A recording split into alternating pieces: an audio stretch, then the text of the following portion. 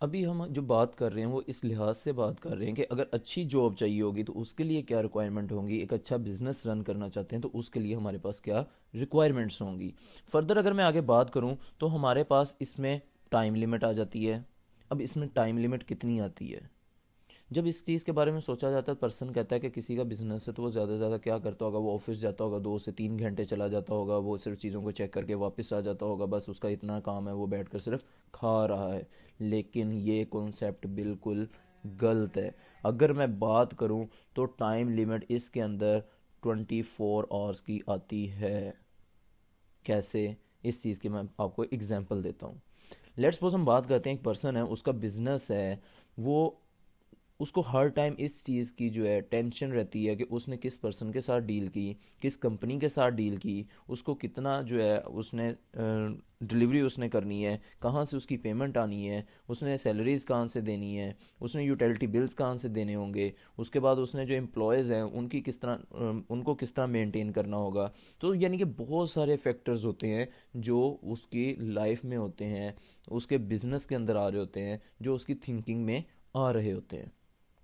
Next मैं अगर बात करता हूँ इसी बारे में कि एक बिजनेसमैन है, वो रात को सोया हुआ है, उसको सडन कॉल आती है कि सर आपकी फैक्ट्री के इस प्लांट में आग लग गई है। तो वो क्या करेगा? अगर आप लोग सोचो तो आपके जहन में उस टाइम पे क्या आंसर आएगा? कि वो जाएगा, जाकर क्या करेगा? फायर ब्रिगेड को कॉल कर लेगा, जाकर खुद आग बुझाएगा। तो उसके जाने से क्या वो जगह जो जल रही होगी या जल चुकी होगी वो वापस आ जाएगी? उसको तो सो जाना चाहिए, लेकिन वो नहीं सो पाएगा। किस वजह से नहीं सो पाएगा? क्योंकि वो उसका अपना बिजनेस है, उसकी अपनी लाइबिलिटीज़ हैं, उसकी अपनी मेहनत है, उसका अपनी इन्वेस्टमेंट है जिसको उसको देखना पड़ेगा। वो परेशानी होती है, टेंशन्स होती हैं। यही अगर जॉब वाले पर्सन की बात करता हूँ, उसको रात को अगर पता चलता है कि सर आपके ऑफिस में आग लगी, वो ज़्यादा से ज़्यादा क्या करेगा? बॉस को बता देगा, कॉल करके फायर ब्रिगेड को बता के बुलाकर सो जाएगा। क्यों? वो उसके लिए वर्क प्लेस है, वो वहाँ पे नहीं तो उसको काम मिल ही जाएगा। लेकिन बिजनेस वाले के लिए ज़्यादा टेंशन होती है क्योंकि उसकी पूरी इन्वेस्टमेंट उसमें लगी होती है। उसके बाद फर्दर मैं बात करता हूँ एरिया लिमिट की। इसमें भी एरिया लिमिट आ जाती है कि आप जिस जगह पे बिजनेस कर रहे हो आप उसी जगह पर रहकर बिजनेस करते हो, उसके अलावा कहीं जाकर आप बिजनेस नहीं कर सकते, उस एरिया से निकल कर नहीं, आई मीन टू से बिजनेस नहीं कर सकते। लेट्स सपोज हम बात करते हैं कि अगर एक पर्सन है, उसका बिजनेस चल रहा है लाहौर में, लाहौर में वो डीलिंग कर रहा है, वो सारा कुछ जो है अपना रन कर रहा है, तो क्या वो अपना पूरे का पूरा सेटअप उठाकर जब भी वो फैसलाबाद जाए, शेखुपुरा जाए, किसी भी सिटी में चला जाए, क्या वो अपना पूरे का पूरा सेटअप उठाकर वो उधर लेकर जाएगा कि मैं अब उधर जा रहा हूँ तो मैं उसी जगह पे जाकर जो बिज़नेस करूँगा, फिर जब लाहौर आऊँगा तो वो सारा सेटअप इधर ले आऊँगा? नहीं।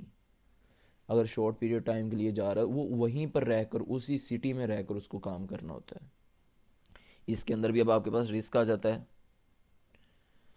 अब इसमें भी रिस्क आपका 100% होता है। आपको नहीं पता होता कि कब तक आपका जो है बिजनेस प्रॉफिट देता है, नहीं देता है, लॉस तो हो ही जाना होता है। कि इसके अंदर आपके पास मेजर फैक्टर्स काफ़ी ज़्यादा आ जाते हैं। और इसके बाद अगर मैं बात करूँ, जॉब के अंदर हमारे पास बॉस होता है और बिजनेस के अंदर हमारे पास एक्सपेंसेस आ जाते हैं।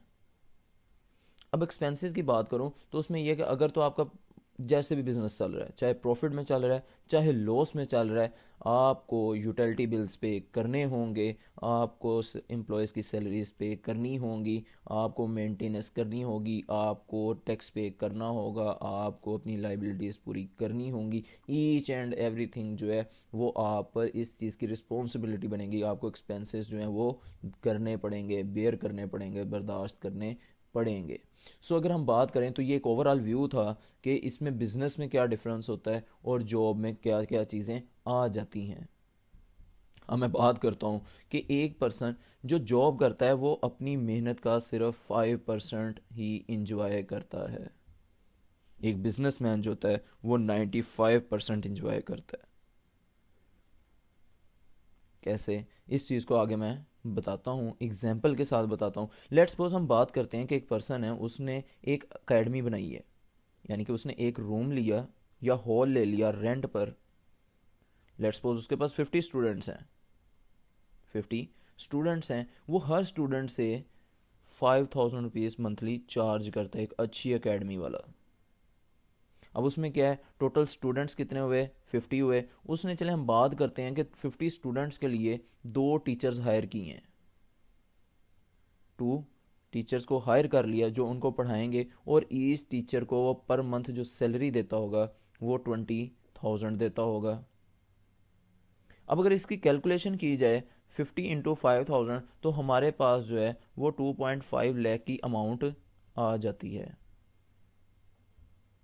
यानी कि 2.5 लाख रुपए। अब बात की जाए, 2 टीचर्स हैं, तो हम बात करते हैं 40,000 उसने या 40,000 उसने उनकी सैलरी दे दी। उसके बाद मैं नेक्स्ट बात करता हूँ कि उस टोटल उसके पास कितनी थी, 2.5 लाख था, 40,000 उसमें चला गया। बिल्डिंग के रेंट की बात करता हूँ तो हम बात करते हैं, चलें लेट्स सपोज हार्डली भी अगर उसका 30,000 वो चला गया। यूटिलिटी बिल्स एंड मेंटेनेंस का मिला लिया जाए तो हम बात करते हैं कि 30,000 उसमें और लगा लें, यानी कि इसको अपर केस लेवल पर ले जाते हैं कि 30,000 का उसका यूटिलिटी बिल बन गया, मेंटेनेंस का पर मंथ के हिसाब से बात करते हैं तो उसके पास कितना आ गया, यानी कि 16 × 40 यानी कि 1 लाख उसके पास से चला गया। फिर भी उसके पास कितना रह गया, 1.5 लाख उसके पास फिर भी रह गया बिजनेसमैन के पास। अब अगर हम देखें, जिस तरह मैंने कहा था, जॉब करने वाला जो है वो 5% इंजॉय करता है और बिजनेस वाला जो है वो 95 करता है। अब कैसे करता है ये मैं बताता हूँ। देखें, एक टीचर ने मेहनत की, उसको कितना मिल रहा है, सिर्फ 20,000 मिल रहा है। अब मेहनत कौन कर रहा है, टीचर्स कर रहे हैं। स्टूडेंट्स को कौन पढ़ा रहा है, टीचर्स पढ़ा रहा है। टीचर्स अच्छे पढ़ा रहे हैं तो ही स्टूडेंट्स उनके पास वहाँ पे स्टेबल हैं, और स्टूडेंट्स आ रहे हैं, टीचर अच्छा नहीं पढ़ाते तो स्टूडेंट्स कम होते या ना आते। तो मेहनत सारी किसकी हुई, जॉब करने वाले की।